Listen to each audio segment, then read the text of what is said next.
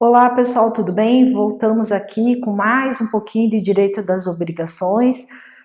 A gente na aula passada, a gente falou um pouquinho do conceito de obrigação, dos elementos da relação jurídico-obrigacional, daí falamos todas as modalidades, né, nas aulas passadas, falamos direito da obrigação de dar, entregar, dar, restituir, coisa certa, coisa incerta, falamos das obrigações de fazer e de não fazer, falamos das obrigações alternativas e facultativas, falamos das obrigações divisíveis e indivisíveis e finalmente, né, finalizamos as modalidades com as obrigações solidárias. Então a gente fechou aí as principais modalidades de obrigações, né, os principais elementos aí necessários para vocês diferenciarem cada uma das espécies de obrigações e vamos passar para o ponto seguinte, que seria a transmissão das obrigações. Eu sempre tenho o costume de falar que as obrigações elas nascem, se desenvolvem e se extinguem, né? Em algum momento elas necessariamente têm que ser extintas. Lembro que o conceito de obrigação é que ela é uma relação transitória, ou seja, ela nasce com uma data específica, com um momento específico para ser extinta. Só que nesse interim entre a criação da obrigação e a extinção da obrigação, pode ocorrer situações que alterem o seu conteúdo ou alterem os sujeitos ativo e passivo da relação obrigacional. E uma dessas situações são as transmissões das obrigações. Então, lembre que uma obrigação é um valor e ele faz, como conteúdo patrimonial, ele faz parte do patrimônio de uma pessoa. Claro que um valor aferível economicamente. Sendo um valor aferível economicamente, fazendo parte como um direito e como uma obrigação dentro da relação jurídica, dentro do conteúdo do patrimônio dessa pessoa, é óbvio, como qualquer outro bem e direito, ela pode ser transmitida para outrem. Tanto o direito relacionado a esse vínculo obrigacional, ou seja, o crédito, como o débito dessa relação jurídico-obrigacional pode ser transmitida para outra pessoa. E o próprio conteúdo contratual, que vincula todas as relações obrigacionais dentro do contrato, também pode ser transmitido para outra pessoa. Isso ocorre através da transmissão das obrigações. Então, a obrigação é um valor que compõe o patrimônio das partes, tanto do credor como do devedor. Como valor integrante do patrimônio pode ser transmitido da mesma forma que os demais direitos patrimoniais. Então, se ela é uma relação obrigacional, tem um conteúdo patrimonial dentro do patrimônio, tanto do credor como do devedor, tal qual um direito ou uma obrigação, ela pode ser transmitida. Claro que, em regra, os bens corpóreos são transmitidos e a gente chama compra e venda, né? A alienação de bens corpóreos. E aqui, em relação aos bens incorpóreos, a gente não chama de compra e venda e chama, assim, de cessão de direitos. Cessão de direitos ou cessão de obrigações ou a própria cessão do contrato. Então, vamos falar um pouquinho aqui. Então, a cessão é a transferência do crédito, do débito ou da posição contratual de uma relação obrigacional. A alteração, então, do elemento pessoal da obrigação. A alteração ou do polo ativo ou do polo passivo. Vai haver alteração no polo ativo quando há uma cessão de crédito. Vai haver uma alteração do polo passivo quando há uma assunção de dívida. E pode haver alteração de ambos os polos quando há uma cessão de contrato. Então, rapidamente, só diferenciando cada uma das espécies, a cessão de crédito, o sujeito ativo da obrigação é alterado, pois seu credor original transfere seus direitos para terceiro, artigo 286 a 298 do Código Civil. Então, na cessão de crédito, ocorre a transmissão do vínculo da condição de credor para um terceiro. Isso pode ocorrer em várias circunstâncias, né? A principal delas é quando há uma cessão onerosa do crédito para uma outra pessoa. Essa cessão onerosa pode ocorrer, por exemplo, quando há uma venda, entre aspas, uma alienação do crédito porque a pessoa quer receber antecipadamente, ou uma cessão do crédito porque a pessoa não quer mais se manter dentro daquele vínculo contratual, e pode ocorrer também uma cessão de crédito em decorrência da sucessão causa-mortes. A morte do credor transmite as obrigações e transmite o crédito para os seus herdeiros. Então haverá uma alteração do polo ativo dessa relação obrigacional, assumindo aí a condição ou o próprio espólio antes da transmissão aí do patrimônio do herdeiro do decúgio para os herdeiros, ou após, né, o inventário e tudo mais, a cessão do crédito do decúgios para cada um dos herdeiros, se for mais de um, certo? E a assunção de dívida, ou chamada cessão de débito, o sujeito passivo da obrigação é alterado, sendo que o seu devedor original transfere a outrem a sua posição na relação jurídica. É menos comum, mas também é possível a cessão de débito, ou, melhor a expressão, assunção de dívida, em que o devedor originário sai da relação jurídica e uma outra pessoa assume a condição de devedor dessa relação obrigacional. Embora não seja uma coisa impossível, é ainda viável. Pense numa situação em que há alienação de um imóvel e esse imóvel tem um débito perante uma financeira. Quando a cessão do contrato da financiamento obrigacional para o adquirente do imóvel, haverá uma assunção da dívida. Essa pessoa vai assumir o débito perante o financeiro. Claro que nós não estamos falando daqueles contratos de gaveta, a gente está falando de uma situação em que há regularização da situação da alienação do imóvel financiado, através do adquirente do imóvel assumindo o débito perante a financeira. Aí a gente pode falar também numa hipótese de assunção de dívida, né? É uma circunstância em que haverá a assunção, a pessoa do adquirente vai assumir o débito em relação ao credor no financiamento habitacional. E, por último, a última espécie de transmissão das obrigações é a cessão do contrato, em que se procede a transmissão ao cessionário da inteira posição contratual do cedente. Lembra que quando a gente está falando em cessão, tem a pessoa do cedente e do cessionário. Cedente é quem cede a condição de credor, cede a condição de devedor ou cede a condição da posição contratual. E o cessionário é aquela pessoa que recebe esse crédito, esse débito ou a relação contratual como um todo. Na cessão de contrato, eu não estou cedendo só o crédito ou só o débito. Eu estou cedendo a minha posição de contratante, com todos os direitos e obrigações vinculados a essa relação contratual.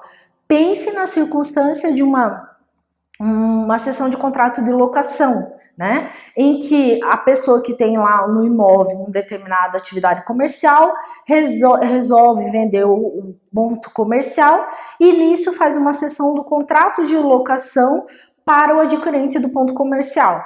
O que ocorre? A pessoa do adquirente do ponto comercial vai assumir como cessionário dessa relação contratual toda a posição do locatário, né? Tanto com os direitos como com relação às obrigações do vínculo contratual. Então aqui todas as relações, tanto os direitos e obrigações estarão transmitidas para essa nova pessoa do adquirente do ponto comercial. Então lembre, a transmissão das obrigações pode se dar só no polo ativo, cessão de crédito, só no polo passivo, cessão de débito ou ainda chamada assunção de dívida, e pode ocorrer em relação a todo vínculo contratual, aí a cessão da posição contratual. Essas são as três espécies de transmissão das obrigações, o objetivo era só diferenciá-las para vocês relembrarem cada uma das espécies, tá bom? A cessão de contrato não tem previsão expressa no Código Civil, mas é óbvio que como o direito contratual, o direito pessoal não é números clausos, é números clausos, não é números apertos, no caso concreto ele pode estabelecer um vínculo, um contrato que não está tipificado em lei e consequentemente estabelecer a transmissão de todas as obrigações decorrentes disso. É óbvio que em relação aos créditos vai aplicar a parte de cessão de crédito e em relação ao débito vai passar a aplicar as disposições em relação à assunção de débito. Mas é perfeitamente possível porque nós estamos falando de uma relação de direito pessoal em que é possível se criar contratos atípicos, né? Lembra lá do direito contratual. Contratos típicos, aqueles previstos expressamente na lei. E os contratos atípicos são aqueles que não estão previstos expressamente em lei. E aqui a cessão de posição contratual é um contrato atípico que decorre aí da autonomia da vontade. Tranquilo? Fechamos a transmissão das obrigações. Vamos falar um pouquinho de extinção das obrigações. Lembre, as obrigações nascem com data ou com momento específico para serem extintas. Ou elas vão ser extintas pelo adimplemento, ou seja, pelo cumprimento das obrigações, pelo pagamento, né, o chamado termo mais, vamos dizer, comum aí no dia a dia, como pode ser extinto pela forma indireta de cumprimento das obrigações, né, em que há uma alteração das condições estabelecidas. Lembre que o pagamento a pessoa tem que realizar na data previamente estipulada, no modo previamente estipulado, de acordo com as condições contratuais. As formas indiretas de cumprimento da obrigação ocorre a extinção da obrigação com uma alteração nesses pontos, ou em relação ao objeto, ou em relação aos sujeitos, ou em relação ao modo, ou ao tempo do cumprimento dessas obrigações. Essas são as formas indiretas de cumprimento das obrigações. Então lembrem lá, as obrigações têm natureza transitória, nascem com o objetivo de ser extintas pelo adimplemento. Elas nascem, vivem e se extinguem. A extinção, em regra, dá-se pelo cumprimento, ou seja, pelo pagamento, também usada a expressão adimplemento. O adimplemento das obrigações, o pagamento, é a execução de qualquer espécie de obrigação, seja ela uma obrigação pecuniária, seja obrigação de entregar um bem, seja obrigação de fazer ou de não fazer. Então, adimplir é cumprir uma obrigação. Quando a gente fala em pagamento, a gente fala no cumprimento da obrigação tal qual foi estipulado entre as partes. Eu estou devendo um valor determinado em dinheiro, uma obrigação pecuniária, o vencimento dessa obrigação pecuniária é daqui a 60 dias. Eu cumpro a obrigação no prazo especificado em lei, né, no prazo especificado no contrato, para o credor sem qualquer alteração do vínculo contratual. Isso é adimplemento, né? O pagamento pela via direta. Então, o pagamento pela via direta é o cumprimento da prestação em sua integralidade, no tempo aprazado, no modo e lugar devidos. O pagamento pode ainda ser feito por meios indiretos, que não acarretam no cumprimento da prestação da forma inicialmente estabelecida. Os exemplos são compensação, novação, pagamento por consignação, dação em pagamento, entre outras hipóteses. Vamos lembrar um pouquinho de um ou outro para a gente recordar e entender a diferença entre pagamento direto e pagamento indireto. Então, vou realizar o pagamento da obrigação pecuniária no prazo previsto, daqui a 60 dias, pelo valor integral, com juros, correção, sabe-se lá, quais são as previsões contratuais. Cumprir tal qual foi estipulado contratualmente, nós estamos falando pagamento pela via direta, o pagamento direto. Mas chegou próximo do vencimento, eu não tenho condições de efetuar esse pagamento em dinheiro, eu vou e ofereço ao credor, em vez do pagamento em dinheiro, um veículo no mesmo valor, ou um valor um pouco superior ou até abaixo do valor da obrigação. O credor é obrigado a aceitar? Não, ele não é obrigado a aceitar. Lembre que eu não posso exigir pagamento de coisa diversa, né, o recebimento de coisa diversa, e nem obrigar o credor a receber coisa diversa do que foi estipulado contratualmente. Mas ele pode, por livre e espontânea vontade, em decorrência da autonomia da vontade, receber bem diverso daquele estipulado inicialmente. Se ele, por livre e espontânea vontade, quando da execução do cumprimento da obrigação, aceita o recebimento de um bem diverso, houve uma alteração no modo do cumprimento dessa obrigação.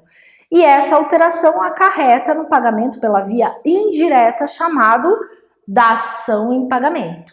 Então, a dação em pagamento é quando as partes, credor e devedor, chegam a um consenso no recebimento de bem diverso daquele previamente estipulado, mas isso só ocorre quando da execução do cumprimento da obrigação. Outra forma também de realizar o pagamento pela via indireta é quando o devedor tenta realizar o pagamento para o credor e o credor se recusa a receber esse pagamento. Como o devedor deve proceder? Lembrem lá que o débito, né, o devedor, ele não só tem a obrigação de cumprir a relação jurídica obrigacional, a prestação que ele assumiu no início da relação contratual, como ele tem o direito de cumprir a obrigação. As pessoas ficam pensando, mas como assim direito de cumprir a obrigação? Lembre que enquanto ele não cumpre a obrigação, todos os efeitos decorrentes da mora recaem sobre ele. Tanto os efeitos decorrentes da correção monetária, juros, né, multa contratual, entre outras circunstâncias decorrentes da previsão contratual, como também até mesmo a perda ou deterioração da coisa, em caso fortuito ou força maior, ele assume as consequências porque ele está em mora. Então, o devedor em mora responde por toda a mora, né, correção, juros, multa, etc., cláusula penal, como também ele responde pela perda da coisa ou deterioração da coisa, mesmo que em caso fortuito ou força maior, artigo 399 do Código Civil. Então, se ele tem consequências em razão do atraso do cumprimento da obrigação, é óbvio que ele tem direito de cumprir a obrigação no prazo, modo e lugar previamente estabelecido, porque se ele cumprir tal qual foi estipulado contratualmente, ele se exime de quaisquer consequências em decorrência da mora. Então pense, eu vou tentar realizar o pagamento e o credor se recusa injustamente a receber o cumprimento da obrigação. Ele, eu não vou receber hoje, não quero receber o valor X, eu quero X mais Y, e esse Y, esses juros, essa correção não está prevista no contrato. Então há uma recusa injustificada no recebimento do cumprimento da obrigação. O que o devedor pode fazer? A legislação dá ao devedor a possibilidade de realizar a consignação em pagamento, ou chamado pagamento por consignação. É uma forma indireta de cumprimento da obrigação prevista em lei. Tem a possibilidade, se for uma obrigação pecuniária, realizar pela via extrajudicial ou pela via judicial. Faz o depósito judicial, o credor é citado, se receber, considera-se cumprida a obrigação. Se ele não receber, ele alegar lá, contestar essa ação de consignação em pagamento, a demanda vai prosseguir até a sentença final. Então essa é uma forma indireta, porque a obrigação não foi cumprida pelo tempo aprazado, no modo e lugar devidos, porque o credor não recebeu o cumprimento da obrigação quando deveria. Foi necessária a via judicial para que haja o cumprimento da obrigação. Então diferenciamos aí pagamento pela via direta e pagamento pela via indireta. Vamos falar um pouquinho do pagamento e sim, pela via direta. Vamos falar das condições subjetivas, objetivas do pagamento, né? O tempo e o lugar do pagamento, tranquilo? Vamos falar um pouquinho das condições subjetivas do pagamento, de quem deve pagar primeiro, o famoso solvens. Em regra, a gente vê alguns autores utilizarem a palavra solvens como sinônima de devedor. Eu não gosto de fazer essa relação. Solvens, né, seria sinônimo de devedor. Até porque não somente o devedor paga, né? A gente vai ver que há a possibilidade de pagamento por terceiro interessado e terceiro não interessado. Então a palavra solvens se refere àquele quem deve pagar, aquele quem realiza o pagamento, que em regra é o devedor, mas não é só o devedor. Então vamos falar um pouquinho só da situação de quem deve pagar, tá? Prevista lá no 304 até o 307 do Código. Então o devedor tem direito de pagar, assim evita juros, correção, multas, etc, como a gente falou. Então a primeira pessoa que a gente fala quando quem deve pagar é o devedor, é óbvio, né? Não tem outra, não tem como se afirmar que quem deve pagar não seria o devedor. O primeiro item é falar do devedor. Ou ele, pessoalmente, realiza o pagamento, ou pelo seu representante legal, né, nas hipóteses previstas em lei, ou por representante convencional, procurador, ou pelo representante judicial, como no caso, por exemplo, o síndico da falência, né, o inventariante do inventário e outras circunstâncias concretas. Essas pessoas que realizam o pagamento pelo devedor, é literalmente pelo devedor, ele representa o devedor, ele age em nome do devedor. Então, a gente ainda está falando da pessoa do devedor. Claro que cabe ao credor eventualmente exigir uma procuração ou algo do gênero para comprovar essa condição de representante legal, convencional ou judicial. Tranquilo? Passamos aí primeiro da pessoa do devedor, vamos falar do pagamento efetuado por terceiro interessado, artigo 304 do Código. Lembre, nós temos, se é terceiro, ele não está na relação jurídica obrigacional. Lembre sempre que a relação obrigacional tem um conteúdo pessoal entre credor e devedor. É uma obrigação, tem conteúdo relativo, né? Não é absoluto, atinge somente as partes da relação jurídica obrigacional. Se atinge somente as partes, em regra, todas as pessoas que não fazem parte da relação obrigacional são consideradas terceiros. Quando a gente fala em terceiro interessado, é aquele que tem interesse jurídico na extinção dessa relação obrigacional. O que é interesse jurídico? Se essa obrigação não for extinta, de alguma forma, esse terceiro pode vir a ser atingido. Então, ele pode sofrer as consequências do inadimplemento dessa relação obrigacional. Então, lá, interessados, quem tem interesse jurídico na extinção da obrigação, porque estão, de alguma forma, vinculados ao contrato e podem ter seu patrimônio afetado caso o pagamento não ocorra. Exemplos: fiador, avalista, adquirente de imóvel hipotecado, sublocatário, são pessoas que de alguma forma podem sofrer as consequências do inadimplemento. Daí você vai dizer: professora, mas o fiador e o avalista são pessoas vinculadas à relação obrigacional. Veja, uma coisa é a relação obrigacional primitiva entre credor e devedor. Outra coisa é o contrato de fiança, a garantia dada pelo fiador em relação ao devedor. Da mesma forma, a questão do avalista. Ele é uma figura dentro do título de crédito que não é o devedor principal, né? Mas ele pode vir a assumir as consequências do inadimplemento. Então, ele é terceiro em relação ao vínculo contratual inicialmente estabelecido entre credor e devedor. Tá, professor, então ele tem interesse, porque se o devedor não pagar, o patrimônio dele, fiador, pode ser atingido. Exatamente, por isso que a gente fala interesse jurídico. O inadimplemento acarretará consequência para essa pessoa. Então, essa pessoa, na verdade, ele tem direito de efetuar o pagamento, tal qual o devedor, porque ele pode vir a ser responsabilizado. Tranquilo? O que acontece no pagamento efetuado por terceiro interessado? Esse terceiro, fiador, por exemplo, subroga-se nos direitos, ações, privilégios e garantias do credor primitivo contra o devedor principal e seus fiadores, se houver mais de um fiador. Então pense, o fiador, vendo que o devedor não cumpriu a obrigação no tempo e modo, né, previstos contratualmente, vai lá e efetua o pagamento ao credor. Recebe, né, o recibo de quitação, ele se subroga no direito do credor de exigir de todos os demais, inclusive do devedor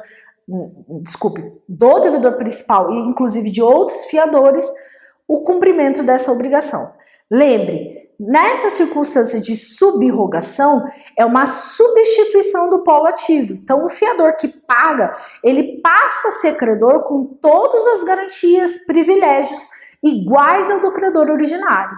Então, a subrogação acarreta nisso, tá bom? Então, o credor não pode se negar a receber o pagamento. Então, como o terceiro é interessado no cumprimento da obrigação, da mesma forma que o credor não pode se negar a receber o pagamento por parte do devedor, desde que respeitadas as condições contratuais, aqui o credor também não pode negar o pagamento, receber o pagamento do terceiro interessado. Se ele negar, se recusar injustamente a receber o pagamento, é possível a ação de consignação em pagamento, tal qual acontece em relação ao devedor. A exceção são as obrigações intuito personis, as obrigações de fazer infungível. Lembra lá, fazer infungível, somente a pessoa do devedor pode cumprir. Se somente a pessoa do devedor pode cumprir, não importa se existe um terceiro interessado ou não, não há possibilidade de cumprimento da obrigação por terceiro. Tranquilo? Fechamos aí o pagamento efetuado por terceiro interessado. Agora vamos falar um pouquinho do pagamento efetuado por terceiro não interessado, artigo 304. Aqueles que não possuem interesse jurídico, que não podem ser afetados pela relação jurídica obrigacional. Professor, mas quem paga a dívida de outra pessoa? Normalmente decorre de uma relação ou de parentesco, ou de vínculo afetivo, ou eventualmente de amizade. Então é óbvio que ninguém sai pagando, eu gostaria que alguém saísse pagando minhas dívidas, isso não ocorre na prática, mas em regra não ocorre, para mim nunca ocorreu, mas pode ocorrer numa situação de um parente, vendo as dificuldades do devedor, realizar ou efetuar o pagamento em nome ou por conta do devedor ou não, tá bom? Vamos lá ver qual é a diferença.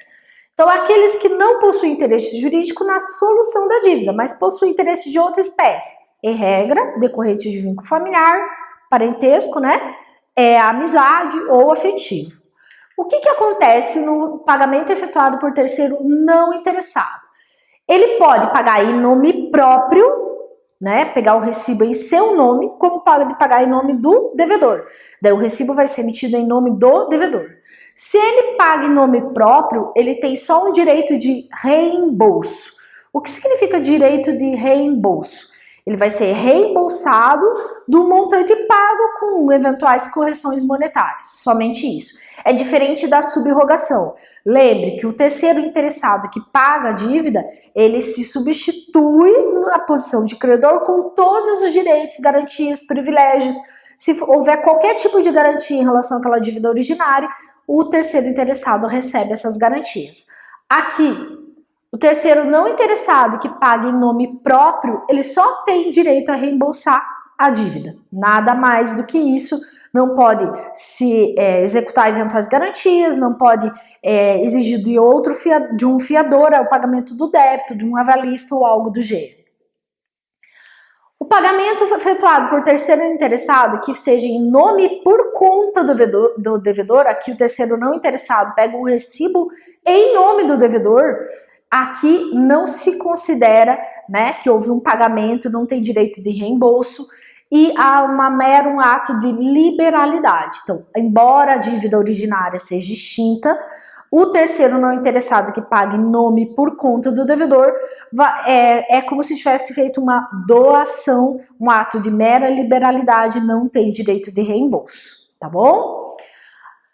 Ah, professora, mas se ele é terceiro não interessado, ele pode consignar em pagamento? Gente, a regra é que não poderia, Porque se ele paga em seu nome próprio, que ele não tem a possibilidade de ser atingido pela relação obrigacional, então ele não tem direito de pagar, ele está pagando somente por um interesse vinculado ao devedor.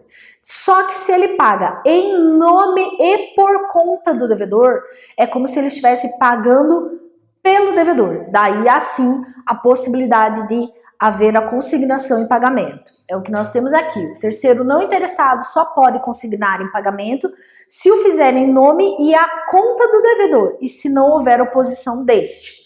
Então, só vai poder haver consignação nessa circunstância concreta. Daqueles a quem se deve pagar o ACIPINS, Da mesma forma, os solvens não é só o devedor, é qualquer pessoa que paga, ou o terceiro interessado, ou o terceiro não interessado. O ACIPINS também. Não é só o credor, em regra é o credor, mas não somente o credor. Vamos falar um pouquinho do pagamento efetuado diretamente ao credor. Artigo 308 do Código Civil. Credor originário, co-credores ou quem o substituir na titularidade do crédito, sucessores intervivos ou causa-mortis, ou seja, os cessionários, subrogados, os direitos creditórios, os herdeiros e os legatários. Então, primeiro, o pagamento é realizado ao credor originário ou ao seu sucessor, no caso da cessão de crédito, seja por ato intervivos ou seja por ato causa-mortis. A pessoa do credor morreu, os herdeiros e legatários podem receber em seu nome. E é óbvio que também o seu representante legal, convencional ou judicial. Essas são hipóteses de pagamento realizado diretamente ao credor e as consequências decorrentes do pagamento realizado a ele ou aos seus representantes ou sucessores. Na próxima sequência aí a gente continua em relação à questão do pagamento, da condição subjetiva do pagamento.